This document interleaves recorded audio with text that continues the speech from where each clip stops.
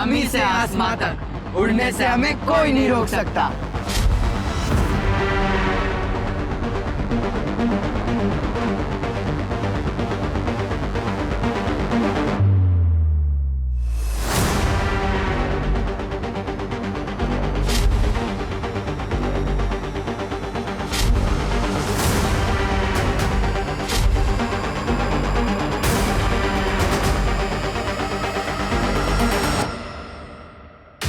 अरे बेटा क्या हुआ आपको?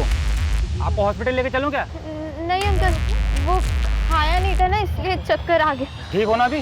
हाँ थैंक यू।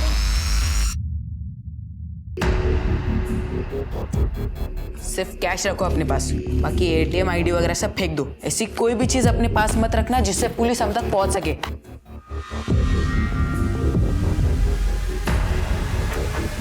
अबे आज तो बहुत माल हाथ लगा है। तेरे स्कूल की फीस का जुगाड़ हो गया। सिर्फ मेरे स्कूल की फीस की नहीं, तुम्हारे खर्चे का भी जुगाड़ हो चुका है। वो बात तो है।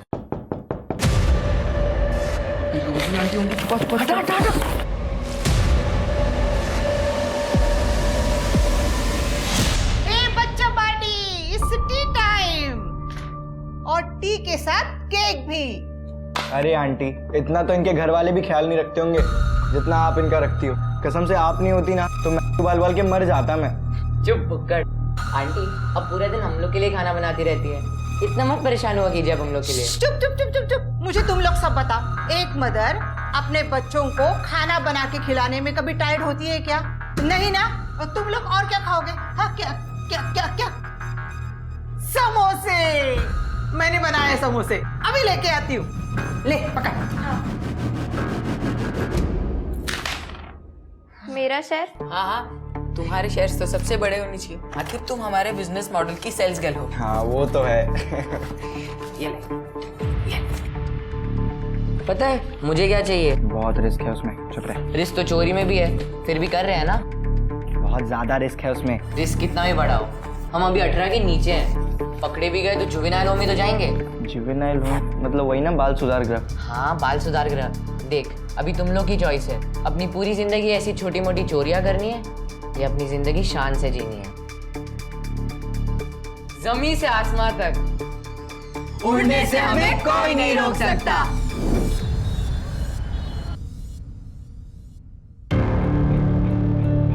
बाय।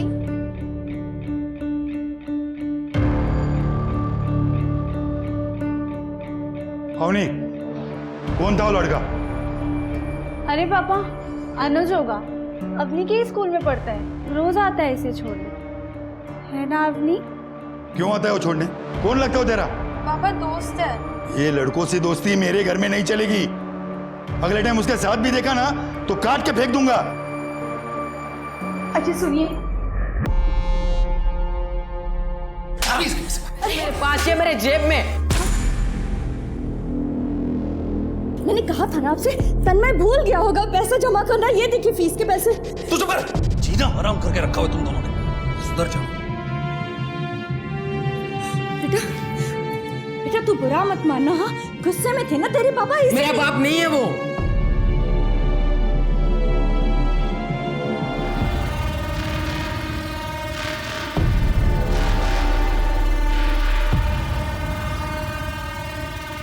जितने भी टीवी शोज है, फिल्म है, सब में यही दिखाते हैं कि अगर मोबाइल ना हो तो पुलिस किसी को पकड़ पाएगी, और हम इसी मोबाइल के हेल्प से ऐसा प्लान बनाएंगे कि पुलिस हमें जेल क्या, बाल सुधार गृह भी नहीं भेज पाएगी। वो सब तो ठीक है, पर प्लान क्या है? प्लान का स्टेप 1, हमारे दोस्ती के बारे में सिर्फ उतना ही पता होना चाहिए जितना हम उन्हें बताना चाहें। इसलिए आज से एक दूसरे को सिर्फ 1-2 रेगुलर कॉल्स ही करने हैं, बाकी इंटरनेट कॉल्स करने हैं, क्योंकि उसे ट्रैक कर पाना मुश्किल होता है। तो इंटरनेट कॉल्स ही कर लेते हैं ना, नॉर्मल कॉल्स की जरूरत क्या है? नहीं, अगर रेगुलर कॉल्स करना एकदम ही बंद कर दिया तो पुलिस को शक हो सकता है। तो प्लान ये है,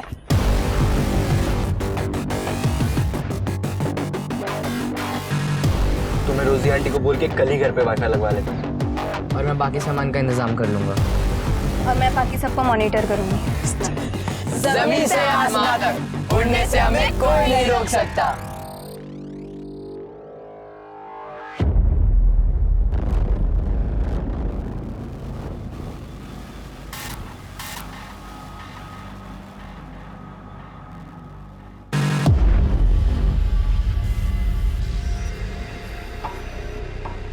मम्मी मम्मी कोई है बाहर? प्लीज दरवाजा खोलो। मम्मी कोई है बाहर? प्लीज प्लीज दरवाजा खोलिए। क्या हुआ तन्मय? आंटी आंटी प्लीज दरवाजा खोलिए ना आंटी प्लीज।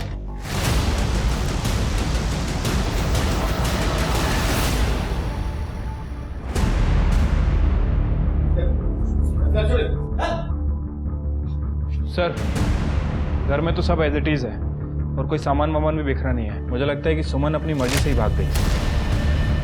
सर मम्मी अपनी मर्जी से कहाँ जाएगी, और अगर गई भी होती तो मुझे बता कर जाती। पड़ोसियों से पूछताछ करो, हो सकता है किसी ने कुछ देखा हो। ठीक है सर।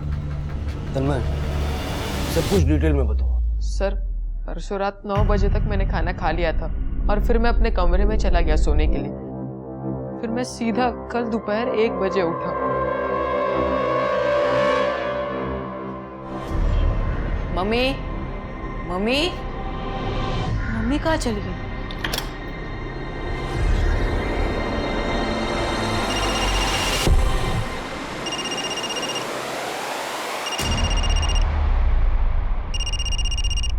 मम्मी शायद से फोन भूल गई।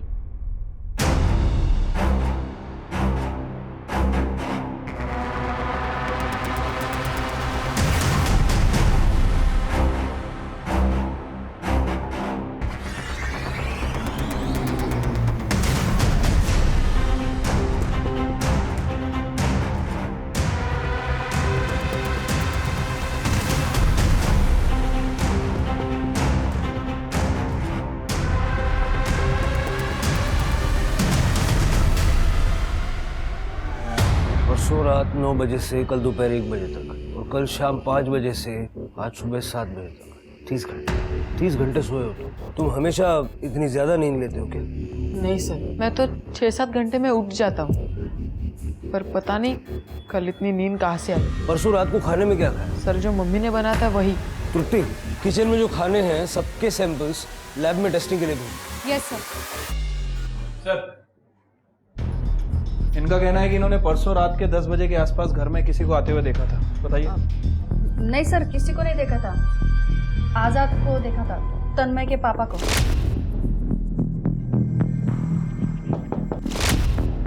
आजाद अंकल मेरे पापा नहीं है।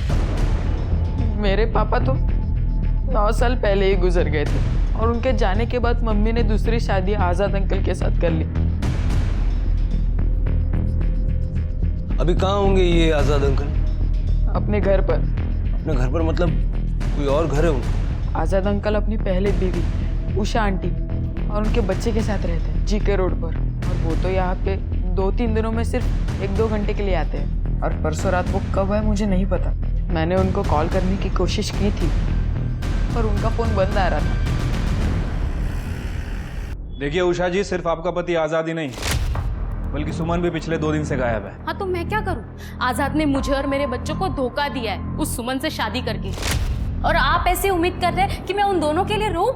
जाइए आप यहाँ से, आजाद नहीं है यहाँ पे। देखिए आपके पति ने आपके रहते हुए सुमन से दूसरी शादी की है।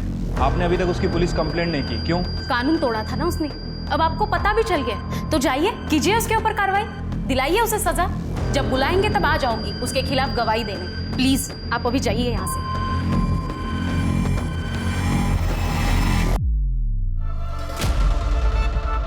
तेरे मामा मामी कब निकल रहे?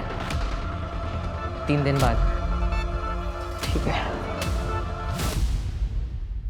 सर, किचन के रखे खाने में तो कुछ भी नहीं मिला, लेकिन फ्रिज में रखी मिठाई में हेवी डोज मिली है नींद की दवाई का। और सर पड़ोसियों का भी कहना है कि फैमिली में काफी लड़ाई झगड़े होते थे। आजाद का अपनी बीवी सुमन के साथ बिल्कुल नहीं पटता था। आजाद काफी हॉट हेडेड था। सर सिर्फ सुमन ही नहीं, आजाद की अपनी दूसरी बीवी उषा के साथ भी बिल्कुल नहीं बनती थी। उषा ने आजाद के बारे में बात करने से भी मना कर दिया। और सर मैंने उसके कॉल रिकॉर्ड्स चेक किए हैं, उसका फोन रात के 3 बजे तक सुमन के घर पर ही एक्टिव था, और उसके बाद उसका फोन तकरीबन 5 बजे के आसपास हाईवे पे बंद हो गया। वैसे मैंने हाईवे पुलिस को अलर्ट कर दिया है, वो लोग उसकी कार को ट्रेस करने की कोशिश कर रहे हैं। तन्मय को थाने बुलाओ और जिस पॉइंट पे आजाद का फोन स्विच ऑफ हुआ था वहां जाके चेक करो। ठीक है सर।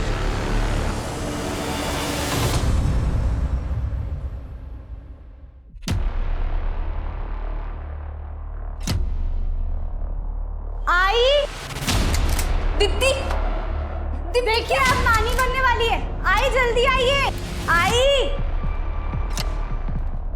शर्म तो तुझ में है ही नहीं, जो मुंह में आता है बोलती जाती है। अरे मुझे क्यों मार रही हो? अपनी लाडली से पूछो ना, हाथ में प्रेगनेंसी किट लेके घूम रही है।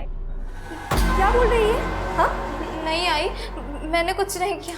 दिखाओ, अपनी दिखाओ। नहीं दीप्ति, दिखाओ दीप्ति। ये देखिए कैसी हरकतें कर रही है आपकी लाडली। भाई मैं सच कह रही हूँ, ये मेरा नहीं है। पेट से तू बता, उस अनुज के साथ मिलके किया ना तूने? हाँ? अरे तेरे पापा को पता चला ना तो तुम्हारे साथ हम सबको भी मार डालेंगे। मेरे खानदान का नाम बर्बाद कर दिया इस लड़की ने। अरे आई आप टेंशन मत लो, और प्लीज बाबा को कुछ मत बोलना, मैं कुछ ना कुछ करती हूँ।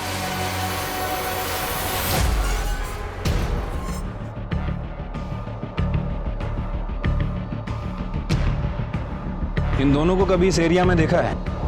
सर इन दोनों को तो नहीं देखा, लेकिन सुबह सुबह 2 दिन पहले यहीं पर ये सफ़ेद रंग की सेम ऐसे ही गाड़ी देखी थी।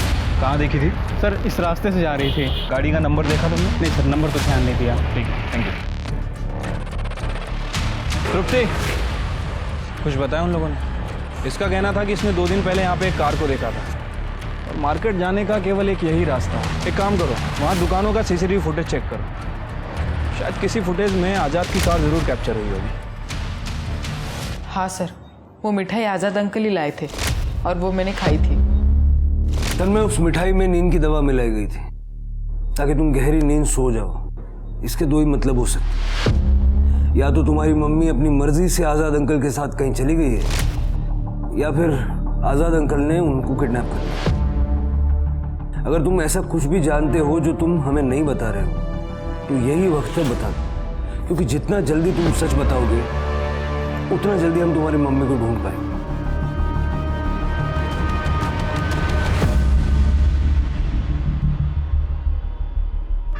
ये किसने किया? आज़ाद अंकल मुझे बहुत मारते थे सर, कहीं इसीलिए आज़ाद अंकल ने मेरी मम्मी के साथ कुछ कर तो नहीं दिया ना? तन्मय, तुम घर जाओ, जैसे कुछ पता चलेगा हम तुम्हें बताएंगे। और चिंता मत करना, तुम्हारी मम्मी को हम ढूंढ निकालेंगे। जाओ, संभाल के जाना।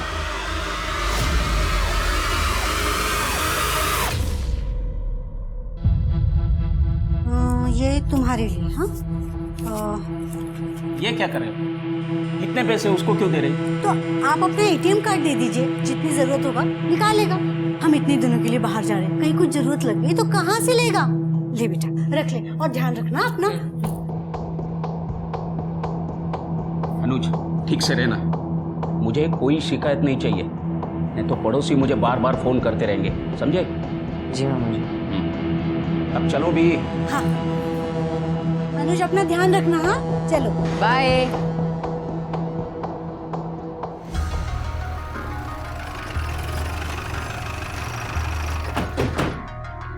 रोजी आंटी ने तुम लोग को निकलते तो नहीं देखा रूम से? नहीं नहीं, ये वक्त उनके सोने का है, और उनके हिसाब से हम लोग अभी मेरे रूम में। हमारे फ़ोन भी वही पड़े हैं। अवनी, तू रूम पर पहुंचेगी तो मेरा और ऋषि का फ़ोन मिलेगा तुम्हें, मगर रोजी आंटी का जगने से पहले तुम्हें वहाँ पे पहुंचना पड़ेगा। ओके। अनुज, तुम अपना सेल फोन ऑफ मत होने देना। सब अपनी अपनी घड़ियाँ मिला लो। अब एग्जैक्ट 1 बज रहे, 1 सेकंड भी ऊपर नीचे नहीं होना चाहिए। परफेक्ट 2 बजे तू मेरे फ़ोन पर कॉल करेगा अवनी को। और अवनी, फोन उठाकर एटलीस्ट 20 सेकंड तक मुझसे बात करना। हेलो अवनी, हाँ इधर सब ठीक है, तुम लोग उधर पहुंच गए?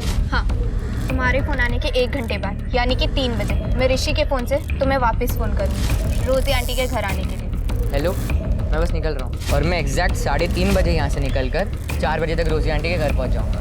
तब तक रोजी आंटी उठ भी चुकी होंगी और वो मुझे रूम में आते हुए देख भी लेंगी। रोजी आंटी, आपके हाथ की चाय पीने की तलब लगी है। तो रूम में जा, मैं लेके आती हूँ। ठीक है।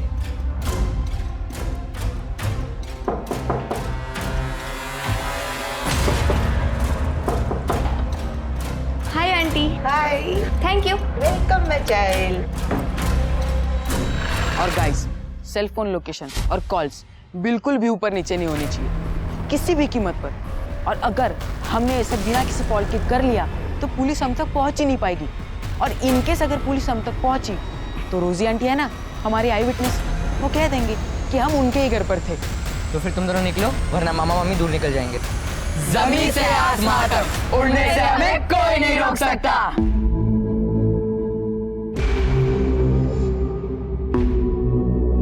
ये वो रहे मामा मम्मी की गाड़ी। पर गाड़ी अब मत रुकना, पटवाड़ी आने तो फिर रोकते।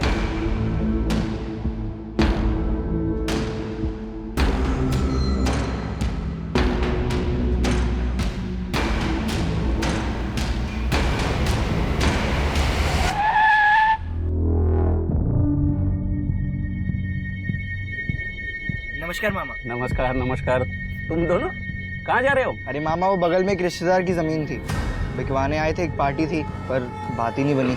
मामा आप भी प्रॉपर्टी का काम करते हो ना, एक बार देखिए ना, और अगर कोई पार्टी हुई तो बताइएगा जरूर।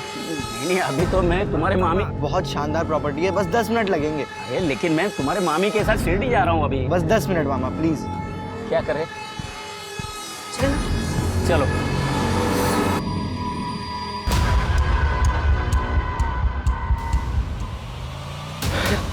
होटल नमक और सामान लेके आ सकते।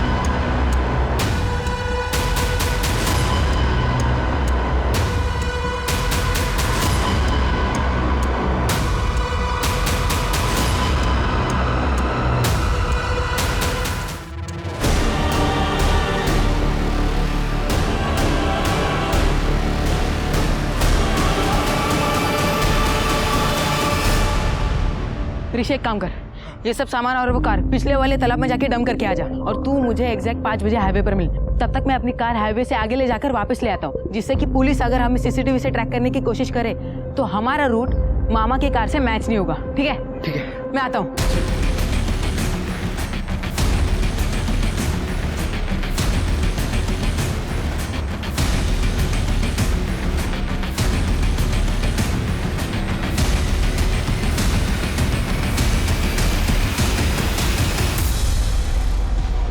एक प्रॉब्लम हो गई, मामा की कार नहीं डंप हो पाई। मैं गया था, वहाँ पे कुछ लेबर्स आ गए, अगर मैं तब जाता तो वो पहचान लेते यार। यार ये तो इशू हो गया यार। तो क्या करना है, चलना है वापस? अब 5 बज रहे, अगर इस वक्त कार को डंप करने के चक्कर में पड़ गए ना तो फिर तेरे रूम पर टाइम से नहीं पहुंच पाएंगे, और ये रिस्क हम नहीं ले सकते।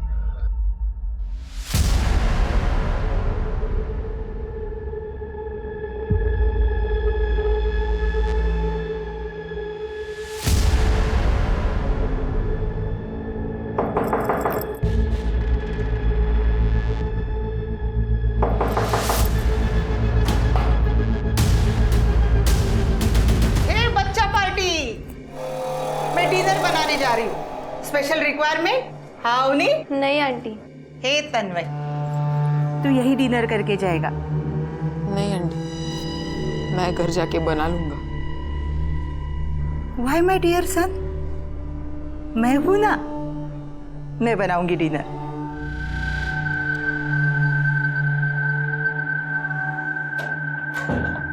सब कॉल वॉल तो हमने कर लिया, पर तुम लोग गाड़ी नहीं डंप कर पाए। प्रॉब्लम में फंस गए। प्रॉब्लम में तब फंसेंगे जब हम पुलिस से भागने की कोशिश करेंगे, और हम भागेंगे ही नहीं बल्कि पुलिस को भगाएंगे।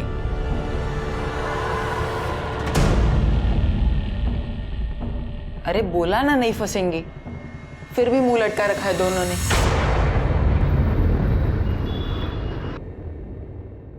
जी वो मुझे पता करना था कि यहाँ पे। अरे मैडम क्या पता करना है, जल्दी बोलो ना, सारा दिन थोड़ी ना मेरे पास और भी काम होते हैं मुझे। जी वो यहाँ पर अबॉर्शन होता है क्या? सर रात होने की वजह से फुटेज साफ नहीं है, लेकिन इसमें आज़ाद की कार कैप्चर जरूर हुई है। ये देखिए। शिल्के, मार्केट से जाते हुए गाड़ी में 2 लोग, एक आदमी और एक औरत, लेकिन वापसी में पैसेंजर सीट खाली है। मतलब आजाद सुमन को डंप करने वहां गया। सर तन्मय आया है। सर मेरे मम्मी का कुछ पता चला? 5 दिन हुए उन्हें गए हुए। तन्मय, तुम्हारी मम्मी को ही ढूंढ रहे हैं हम। चिंता मत करो, घर जाओ, ठीक है?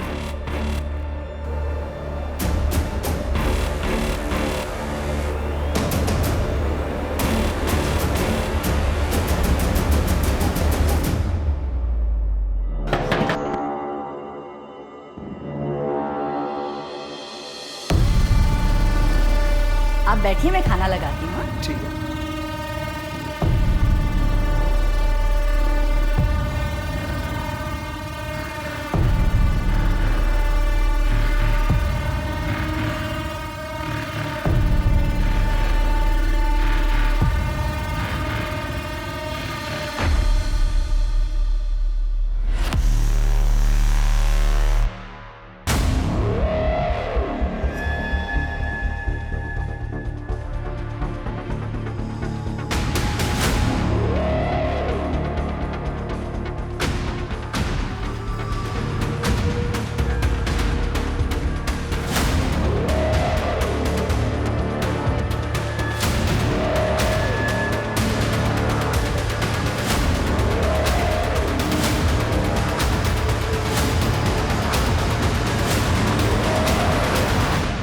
सोचिए, ये बच्चे अभी 18 साल के भी नहीं हुए थे, मगर उन्होंने एक बेहद शातिर योजना बनाकर अपने ही परिवार के 4 सदस्यों की हत्याएं कर दी थी। एक ऐसी योजना जिसमें उन्होंने वर्तमान में ही पुलिस के द्वारा भविष्य में उठाए जा सकने वाले हर संभावित कदम का ख्याल रखकर एक परफेक्ट क्राइम को अंजाम देने की कोशिश की थी। लेकिन जैसा कि कहते हैं, कोई भी क्राइम परफेक्ट नहीं होता है, वैसे ही केशव और मालती के परफेक्ट मर्डर में एक इम्परफेक्शन रह गया था। वो थी केशव की कार, जिसे तन्मय और ऋषि ठिकाने नहीं लगा पाए थे। और आखिर में ये कार और कार में पड़े केशव के दस्तावेज ही पुलिस के लिए केशव और मालती की डेड बॉडी तक पहुंचने का जरिया बने। इगतपुरी पुलिस को इन्फॉर्म कर दो। मम्मी,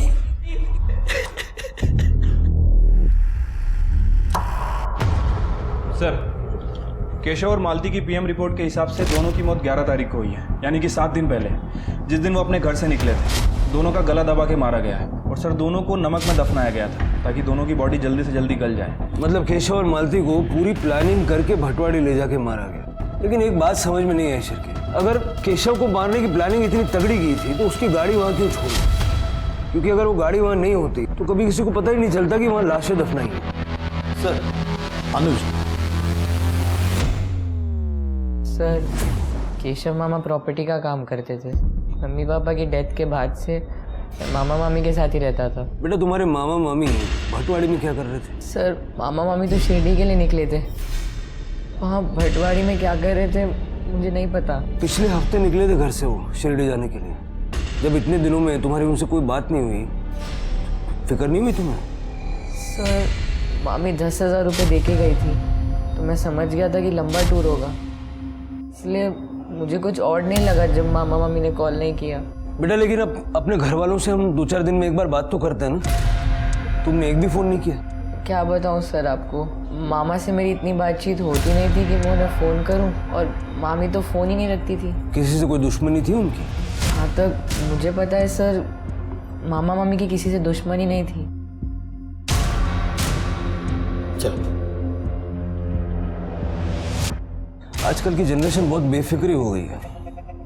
इतने दिनों में एक बार भी बात नहीं की उसने अपने घर वालों से। जरा इस लड़की की डिटेल्स भी निकालो, मुझे इसकी बातें हजम नहीं हो रही। यार, वो पुलिस वाले थाने में बिठाकर सवाल पूछ रहे थे। अरे तो इतने जल्दी पैनिक क्यों कर रहे हैं? अकेले हमारा केस थोड़ी ना है पुलिस वालों के पास। 75 केस होंगे थाने में और 1-2 और आ जाएंगे और फिर वो अपने केस के बारे में भूल ही जाएंगे। अच्छा, तुम लोग मेरा काम करने वाले हो कि नहीं करने? करेंगे, लेकिन थोड़ा रुक कर। और मेरा काम? भाई, तेरा काम तो सबसे पहले करेंगे। क्यों अनुज? रोजी आंटी को उनके ही गार्डन में दफनाने के लिए कितना वक्त लगेगा? 1 घंटा, 2 घंटा? देख, दफनाने को तो 20 मिनट में दफना देंगे, मगर ऋषि तू सोच ले, घटिया ही सही लेकिन टाइम टू टाइम चाय तो पिलाती है। अरे और केक भी खिलाती है। अबे, एक बार बुढ़िया की प्रॉपर्टी हाथ लग जाना, फिर माँ कसम ऐसा होटल खोलूंगा ना, फिर तुम लोग पीते रहना चाय कॉफी जूस जो पीना है तुम लोग को। भाई, अनुज के पास तो उसके मामा का बिजनेस है करने को, और अवनी तो शादी वादी करके अपने पति के साथ चली जाएगी। बच्चा अब मैं, मेरे पास तो कुछ है ही नहीं करने को। ए ऋषि, तू मुझे अपना पार्टनर बनाएगा क्या अपने होटल पर? दोनों भाई मिलकर काम करेंगे। अरे वो सब तो ठीक है, लेकिन ये अपनी कहीं शादी के बाद अपने पति को बोल ना दे, सालों बाद भी डाल देते पुलिस वाले जेल में।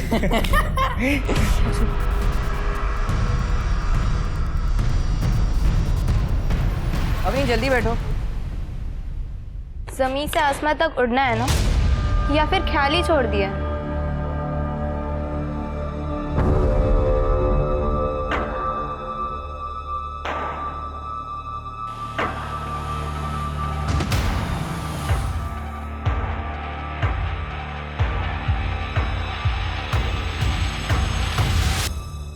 Are you sure? Yes sir. On 13 August Anuj was here. उसका दोस्त ऋषि मेरे पास रेंट पे रहता है, वो उससे ही मिलने आया था। आपके हाथ की चाय पीने की तलब लगी है। तो रूम में जा, मैं लेके आती हूँ। ठीक है सर, केशव और मालती के मर्डर वाले दिन अनुज यहाँ शिवाजी नगर में अपने दोस्त ऋषि के घर था। ऋषि के मकान मालिक ने कंफर्म किया है सर। ठीक। सर, एक लड़की की लाश मिली है।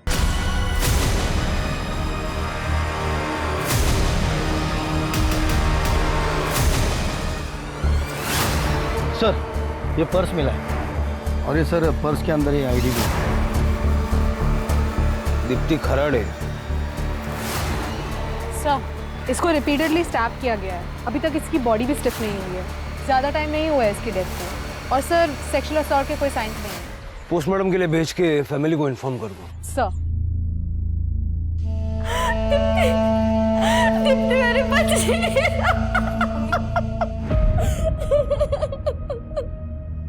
सर, दीप्ति की पीएम रिपोर्ट बहुत ही शॉकिंग है।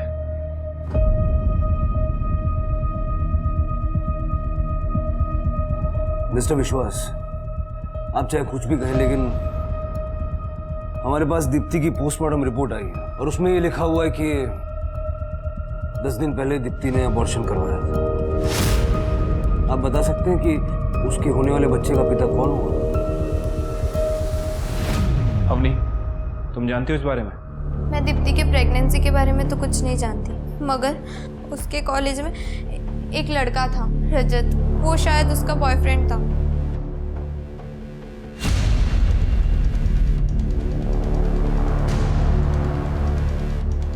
दीप्ति, इनसे पता करो रजत कहाँ रहता है और उसको लेके आओ। शिवके, उस महान डॉक्टर का पता करो जिसने ये अबॉर्शन करवाया।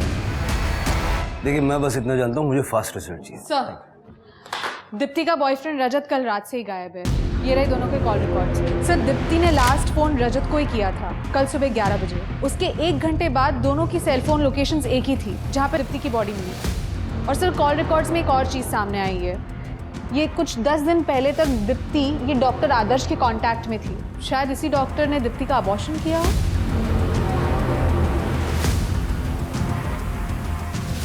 इन्हें तो जानते ही है ना। शिरके, डॉक्टर साहब पे कार्रवाई की तैयारी करो। और डॉक्टर साहब, आप जेल जाने की तैयारी कीजिए। नाबालिग लड़कियों के अबॉर्शन के जुर्म में अपना क्लिनिक, प्रैक्टिस, ये सब भूल जाइए आप। अरे सर, मुझे कैसे पता चलेगा कि ये बालिग है या नाबालिग है? सर, ये लड़की इस लड़के को लेकर आई थी मेरी क्लिनिक पर सर, और सर्टिफिकेट के साथ आई थी सर। दीप्ति, तुम बालिग हो ना? सर, ये कैसा सवाल है? ये है ना दीप्ति के सर्टिफिकेट। और सर, ये मैरिज सर्टिफिकेट। सर, सर्टिफिकेट तो मेरी क्लिनिक पर है। अब मेरे पास फोटो है सर, ये आप देख लीजिए सर। मैंने कुछ नहीं किया सर, जो भी कुछ किया इन दोनों ने मिलकर फ्रॉड किया सर।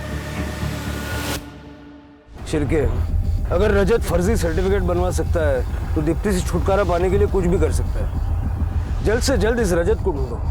ठीक है सर। हाँ तृप्ति, कहाँ पे? आनंद, गाड़ी उठन लो। सर, सुमन की सर्च में एरिया कॉम करते हुए डॉग स्क्वाड हमें यहाँ लेके आया। जमीन का ये हिस्सा देखिए सर, ऐसा लग रहा है यहाँ पे कुछ गाड़ा हुआ है। खुद हुआ उसको।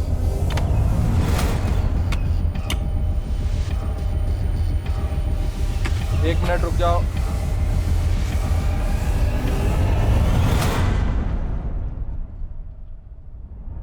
सर, ये तो नमक है। जरा और खोदो।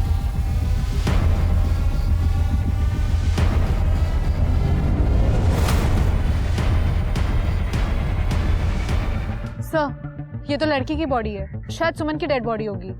और खोदो। सर, यहाँ तो एक आदमी की भी बॉडी है। दोनों बॉडी बाहर निकालो। सर, ये तो आज़ाद है। अभी तक तो हम इसे कल्पित मान के चल रहे थे, लेकिन अभी खुद विक्टिम। सिर्फ ये नहीं शिल्पी, सेम इसी तरह से अनुज के मामा मामी केशव और मालती को एक गड्ढे में नमक डाल के एक साथ ही दफना है। केशव, मालती और ये आजाद सुमन, इनके केस में कोई कनेक्शन तो नहीं है? तुम तीनों दोस्त हो और तुम तीनों के घर में ट्रेजेडी हुई है, वो भी 1 महीने के अंदर। किसी के भी मन में ये बात आएगी कि तीनों हादसों के बीच कोई ना कोई कनेक्शन है। पर सर क्या कनेक्शन है? तुम बताओ क्या कनेक्शन है? ऐसा कुछ है जो तुमने नहीं बताया?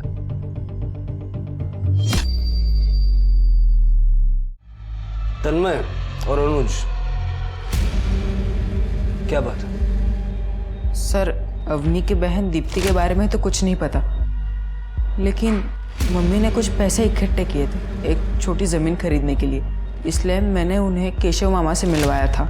हाँ सर, मामा आंटी की हेल्प कर रहे थे वो प्रॉपर्टी खरीदने में। लेकिन सर, मेरी बहन दीप्ति ना तो कभी तन्मय की मम्मी से और ना ही कभी अनुज के मामा मामी से मिली है, तो फिर उसका मर्डर किसने किया और क्यों किया? केशव, मालती, आजाद और सुमन, इन दोनों केसेस में इतनी सिमिलरिटीज है, प्रॉपर्टी को खरीदने बेचने का एंगल भी। लेकिन दीप्ति का मर्डर एकदम अलग तरीके से किया गया और किलर ने दीप्ति की बॉडी को छुपाने की कोई कोशिश नहीं की। एक काम करो शिल्पी, ये प्रॉपर्टी वाला एंगल क्या है जरा चेक करो। और रजत की कोई खबर नहीं है, वो कहाँ है? सर हम उसे ढूंढ रहे हैं, जल्दी हमारी गिरफ्त में होगा।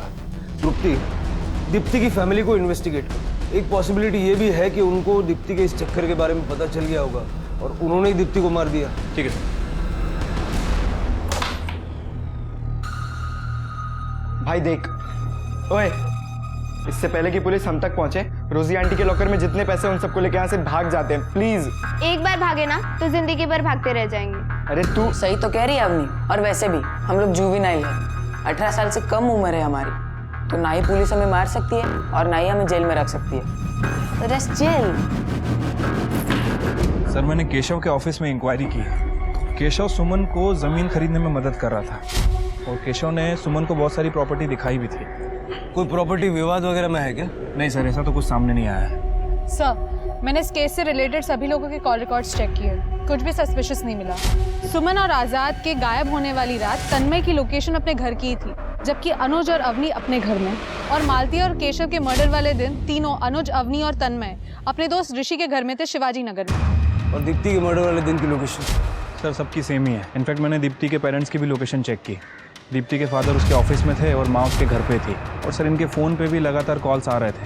मतलब ये भी नहीं कह सकते कि इनमें से कोई भी अपना फ़ोन घर पे छोड़ के गया था। जब सब कुछ क्लियर है तो हमसे क्या छूट रहा है, खासकर दीप्ति के मर्डर केस में?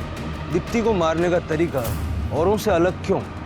सर, लॉयर देशपांडे साहब वाले आपको मिलना चाहते हैं। ये क्या बकवास है? बकवास नहीं है, कोर्ट का ऑर्डर है। अगली बार अगर आपको मेरे क्लाइंट्स अनुज सिरोही और तन्मय गावड़े से बात करनी हो तो पहले आप मुझे इन्फॉर्म करें। मेरे दोनों क्लाइंट्स ऑर्फन है और माइनर भी। एक तो पहले ही वो अपने रिलेटिव्स के अनटाइमली डेथ के सदमे से स्ट्रगल कर रहे हैं, इसीलिए कोर्ट का ऑर्डर इशू करवाया मैंने। शिरके, इन केसेस को रिविजिट करो। इन बच्चों का कुछ ना कुछ कनेक्शन है इन केसेस के साथ, वरना इतने ज़्यादा प्रोएक्टिव नहीं हो। नज़र रखो। सर भटवाड़ी के खंडर की तरफ जाने वाले रास्ते पे कहीं भी सीसीटीवी नहीं है, लेकिन सर उस रास्ते से लगभग 1 किलोमीटर दूर 2 सीसीटीवी कैमरे हैं और उन दोनों का बीच का डिस्टेंस लगभग 1 किलोमीटर है। ये पहले कैमरे की फुटेज है सर, ये देखिए। और 2 घंटे बाद ये दूसरे कैमरे का फुटेज देखिए सर। इसमें केशव की कार गायब हो गई, लेकिन वो दूसरी कार पास हुई। 1 किलोमीटर का डिस्टेंस कवर करने में इस गाड़ी को 2 घंटे लग गए।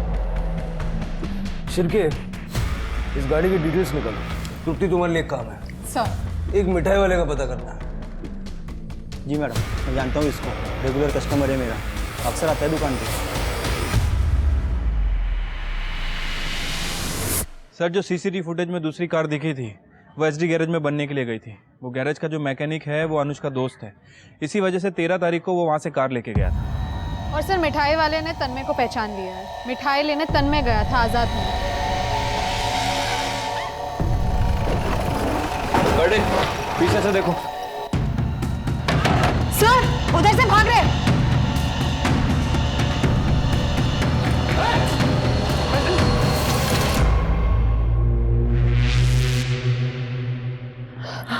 ठीक तो है ना? मैं इन बच्चों को बहुत प्यार करती थी, फिर मुझे क्यों मारना चाहते थे? वो आपके पैसे लूट के आपको मारने वाले थे।